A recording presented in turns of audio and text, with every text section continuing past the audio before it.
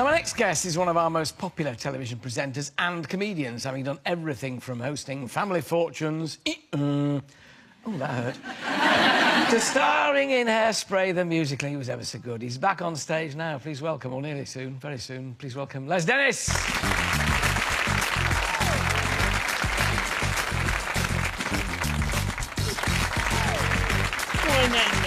Oh, me, okay. Hello.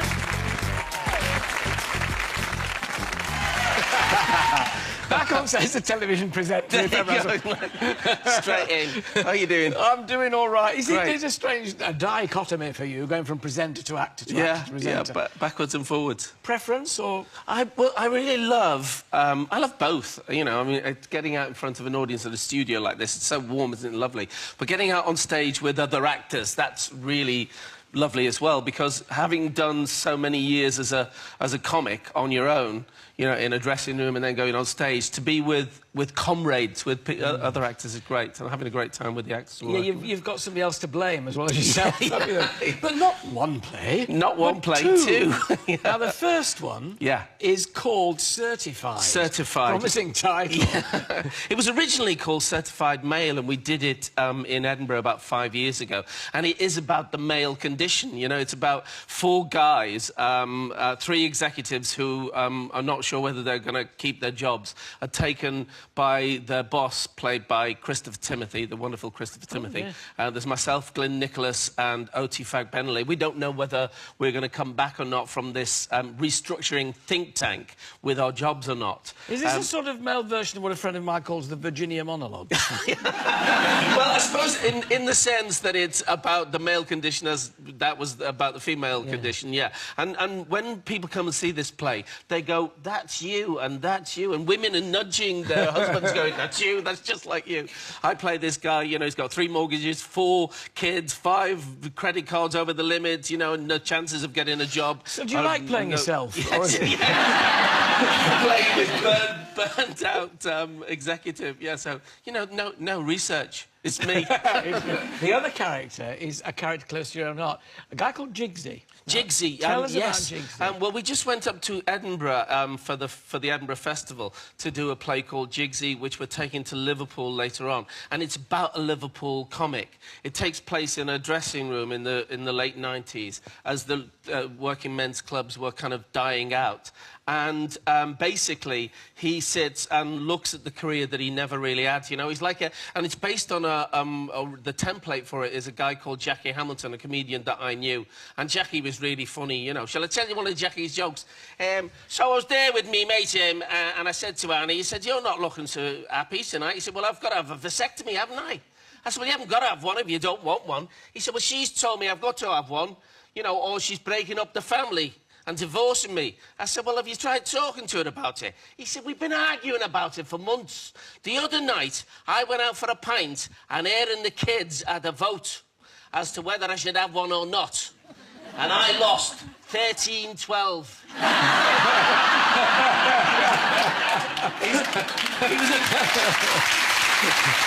that old-style comic, you know, that just told, you know, old-fashioned gags. Are there resonances with things like that? Because this fabled thing about comics are deeply sad people at heart. You know, the old Tony Hancock syndrome, you know, trying to find out why he was funny, and in the end, it did for him, and he committed suicide. I mean, there is this supposedly innate sadness in a comic. Is it real, or is it only in some? Well, you know, within the play, we kind of explore that, and Jigsy says, why is it? Why do we seem to want our funny man to die like Peter Sellers and Hancock, sad and disappointed? We kind of like, we feel that if they've been given genius, they should know better how to use it. But, you know, it's interesting, that kind of, you know, the comic and the tragedy and, you know, the clown, the tears of a clown, isn't it? But you see, in theory, it should be the happiest thing when you go onto a stage and make people laugh. It's the most wonderful feeling. And yet there was a guy who went to the doctors and he said, "Oh, I'm really depressed, you know, what can I do?"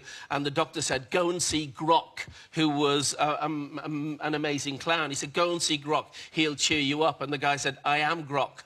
So, who cheers cheers up the funny men? Yeah, There is that, you know, that whole... I find it quite fascinating, that. I was down at Chichester Festival City last night doing a one-man there. They got these things that come up onto the stage called vomitories. and I said, I know why they call this, because when you're down there waiting to go on the stage, that's exactly what you feel like doing. Do you get terrible nerves? Well, you know, I think you do before you go on stage, yeah, and it's good that you do. You have to be apprehensive and have a little bit of fire in your belly. And I was talking, Chris Timothy was saying, because we were rehearsing, we did our final producers run of Certified the other day before we go to Leicester this week, and Chris and I said, are you a pacer? And he said, absolutely. And he's, you know, you're either somebody who sits quietly in the corner, you know, thinking I've got to go on, or you're a pacer, and we're both pacers. Are you a pacer? Oh, I'm a pacer. Yeah, meaning basically you walk up down thinking, oh no, what if I get it wrong? What if I dry? What if, you know, what if I lose my lines? I was in this dressing room last night and I opened the window. Yeah. And I closed the window. Yeah. Then I turned the lights on over the mirrors. Then I turned the lights off. And when you get on, it's fun, but it's just getting there, isn't it, really? Yeah, yeah. I hate people who talk about themselves when they're interviewing somebody, don't you? I'm sorry about that. Jigsy, this guy, you know, he doesn't want to go on for his second spot, so he says, I doubt I'll have to go on for my second spot anyway. Little trick the comic Mick Miller taught me, and he gets... steal 3 or 4 balls from the bingo machine. They can't get a winner. Game goes on all night. Mick Miller, the comic, did that one time. Yeah. He actually thought, I'm not going on for my second spot, and he stole these bingo balls. And the game was going on all night. Next time I go on, I'll go and steal some bingo balls. Good luck. Certified's on at the Curve Theatre in Leicester from the 20th of September, and Jigsy is at the Liverpool Royal Court for the 23rd of October. Don't confuse the two. Don't confuse the two. My thanks to Les Dennis. Thank you.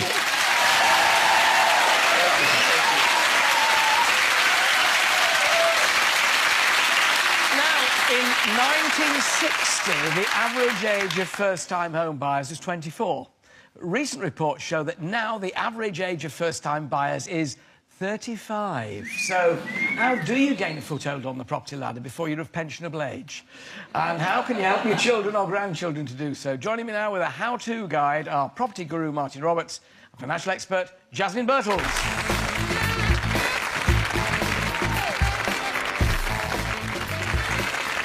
Welcome, lovely to see you both. Well, so we found out why it's like that. The most difficult thing is how do you do it then, Martin, if it's that difficult? It sounds horrendous. You know, we've all had that feeling of moving into our first home and how fantastic it is. And I don't think people should give up. These figures are quite scary. 35 years old to get your first house. But there are things you can do, even in the current market conditions. It's not a lost cause. First of all, you've got to believe there are ways and means. If you know what you're doing, you really can do it. And Jasmine and me have come up with some really interesting ways that if you're sitting there thinking, I'm never going to get on the property ladder, or you're thinking, my children are never going to leave home, there's things you can do that will actually make that happen. Oh, my two have both just gone. Oh. They'll be back. No, it's awful, actually. I'm very lonely. Jasmine, point number one, you want to do it. What can you do? What's the practical point? Because generally they want far too much deposit, don't they? Well, that is the big problem, yes. It's the deposit. Now, really, honestly, they want 20% deposit. And when you think the average house in this country is about 163 quid, 163,000 pounds. That's for my mum and dad, actually. Well, actually, my mum and dad got their house for 800 quid in 1950. Well, marvellous. Yeah, now you need to find over 30 grand just, you know, to put it in the deposit. Exactly, 30. So well, the ways round this, then? Nobody's going to be able to find that kind of money, first Well, off. it is tricky, yes. There are ways that you can get... I mean, maybe mum and dad can help you. I mean, it's possible, you know, they've got some money to maybe do a joint mortgage with you, or maybe even, you know, get a bit of equity release on their own home. Or there are some government schemes now... A bit of equity release there, you mean remortgage? It's quite possible, yeah. You could potentially remortgage your own. Or not necessarily just that, just act as a guarantor for your children's mortgage. So you don't actually say, I'm going to pay the mortgage, but what the financial institutions want at the moment is security, that they think that money is going to be paid. So maybe mum and dad can step in and say, well, if the kids fail, we're there. The only thing is to be aware of that in that case, the parents will be liable, and so could their properties. Yes. And there aren't so many of those mortgages around, but they do exist. It's a bit... And then also, there's a new government scheme, First Buy, relatively new anyway. So with that one, you only have to put 5% deposit down, but it is only for new build houses, so it has to be a new build property. But the great thing about new build houses, Martin, is they've got new plumbing in, they've got new wiring. I mean, you're taking on a property which not instantly, apart from snagging, that dreadful word, you know, where things go wrong with new builds, you're not going to have to do any major work, hopefully. You aren't, and therefore new builds can be a really good thing to go for. However, if you're a first-time buyer, one thing you've got in your favour is that you can do that thing called labour. Labour's expensive if you buy it, but you've got time and energy to put into a house. Maybe, as well as thinking about a new build, think about a property that needs a bit of work, that you can add value to, put a new kitchen in, a new bathroom. Just do some stuff that's not expensive to do, but you, as a first-time buyer, once you're in that house, can maybe add value to. Things you should be aware of, then, Jasmine, when you are a first-time buyer, some obvious points that maybe people might overlook are things like what? Well, getting a mortgage, for example, there are lots of things that you can do to help yourself. For a start, I mean, if you're going for a mortgage, don't try and get credit for loans and other things at the same time. In fact, try and make sure you've paid off as many loans as possible, because they will look at that. And also, make sure that you're on the electoral roll. It sounds a weird one, but if you're on the electoral roll, then that means that the credit referencing agencies are much happier about you. You know, you're a real person. It's one of these ironies of life, though. If you always pay your credit card off when the bill comes, you've got a rotten credit rating. It's bizarre. The most important thing is to know what your credit rating is, because there could be errors on your credit file. For instance, somebody living in the house before you who had bad credit or didn't pay their bills. Even, you know, somebody with the same name as you whose credit file has been attached to yours. So it's free to check your credit rating. Just go online. There's 2 or 3 big credit ratings agencies and just do a check on yourself and say, is this information that's there correct? Because it could be that you're being prejudiced by information that's there, but which is wrong. We've got 3 houses here which are potential starter homes in different parts of the country. Let's have a look at them. The first one, I think, is in Stirling in Scotland. So this house, I mean, it's over a shop, presumably. Doesn't look much when you look at it from the outside. However, I think as a first-time buyer, maybe look at outside the area where you're from, where prices of properties, if you're in London, for instance, you could be looking at an average of 300,000 for a house. So if you can't afford that as a first-time buyer, look at other parts of the country or within commuting distance. For instance, this. You know, you're getting on the property ladder, and the deposit, if you have to find 20% of that, is going to be £11,000. 20% of a £300,000 house is £60,000. It's a bit different. And the sort of mortgage that you probably get for this is a fixed rate. Basically, that's what you're looking at the moment. The majority of mortgages now are fixed. And, you know, you should be able to get something for about 4%. If you go for a sort of 80% mortgage, 4.5%, that's the good thing. The one good thing is that mortgage rates generally are really low at the moment, particularly if you can have at least, well, 80% or less that you're borrowing. The next one we've got is in Exmouth.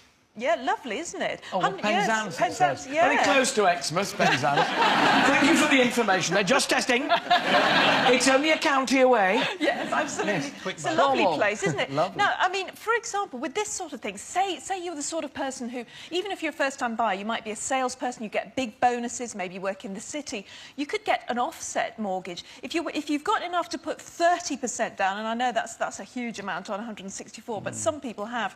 With offset mortgages, I like them because you put your current account and your savings and your mortgage all in one big bag, and anything you've got in your savings is offset against your mortgage. So when you pay your mortgage, actually you pay more of the actual debt rather than boring old interest. Well, we'll just take a look at this last picture because we've talked about this, and this is a new build, so 123,000, but that you could just get a 5% deposit on a new build house like that. Yes, and 123, that's below the stamp duty level as well, so you don't even have to waste money on stamp duty. So you can put 5% down, and then the house builder puts 10% in, the government puts 10% in, so you only have to get a 75% mortgage. So that's nice and cheap as well. There are ways forward. There are, and that's a really important message. Don't lose hope. It well, there are ways which you can actually achieve that first home. And hopefully you've helped a lot of people on that first rung, or certainly so. to get it within reach. My thanks to Martin Roberts and Jasmine Birtles. Thank you very much.